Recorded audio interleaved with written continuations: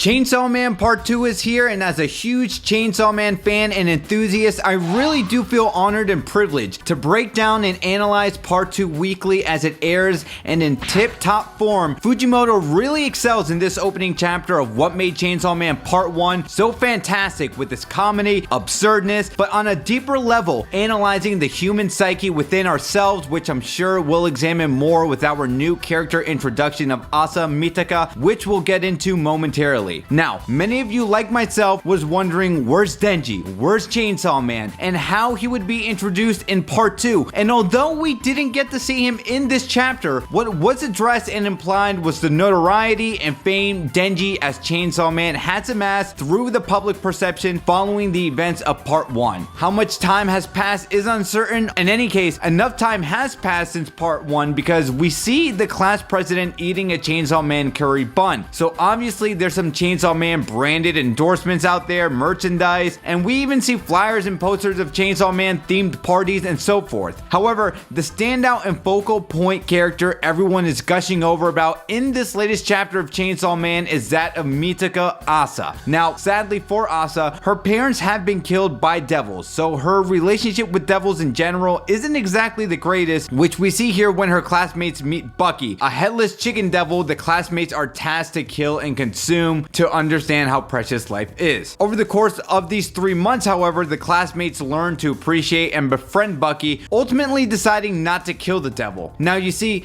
Asa is surprised when her classmates tell the teacher they do not want to kill Bucky because Asa, unlike Bucky, doesn't really have any friends, doesn't click with anybody in school, and is a bit of an outcast. Through her lens, we see how much envy she has over people laughing, being positive, even being friendly towards Bucky, which ironically is the person, or should I say headless chicken, who pulls her out of that darkness and just negative energy she carries. Bucky, like the class president and teacher, are the only ones who actually remembers her name, and it's actually through that little interaction she has with Bucky where she opens up and becomes vulnerable. But in that instant of vulnerability, she trips and actually murders Bucky, leading to everyone now hating her and labeling her as a horrible individual. R.I.P. Bucky, gone too soon. Anyway, the teacher and school president invites her out one night to visit Bucky's grave, and this is where the chapter ramps up into something more dramatic and wild. The school president admits to have made a contract with the Justice Devil and morphs into this devil, and she admits she only befriended Asa because the teacher told her to, which the teacher has a crush on Asa but is getting it on with the school president. Now I can see why this is on Shonen Jump Plus. Regardless, through this speech, the Justice Devil murders Asa. As Asa begins to slowly die, she encounters a bird that tells her if she wants to live, it will take control of her body. Immediately, Asa reawakens as the War Devil. Her eyes have changed, similar to how Makima eyes look, and hold that thought for later on. And now the War Devil is facing off against the Justice Devil, which is a nice dichotomy Fujimoto placed here for us. Perhaps this could be the introduction or thematic elements sprinkled throughout Part 2, War and Justice, and what that could mean for different people, as an inevitable Asa versus Denji seems to be something in the works here. Regardless, the strength of the War Devil is showcased front and center as we see Asa rip apart her teacher's head, transforming it into a sword to take out the Justice Devil. And the Asa we were met with in the beginning of the chapter is almost a completely different person in how she carries herself and the bravado she embraces as the War Devil, who now sets her sights on Denji. That final panel was also a nice callback that mirrors the ending of Goodbye Eri, so Fujimoto really is trying to set this badass tone and attitude with Asa, and I'm totally here for it. Whether or not she becomes the antagonist in Part 2,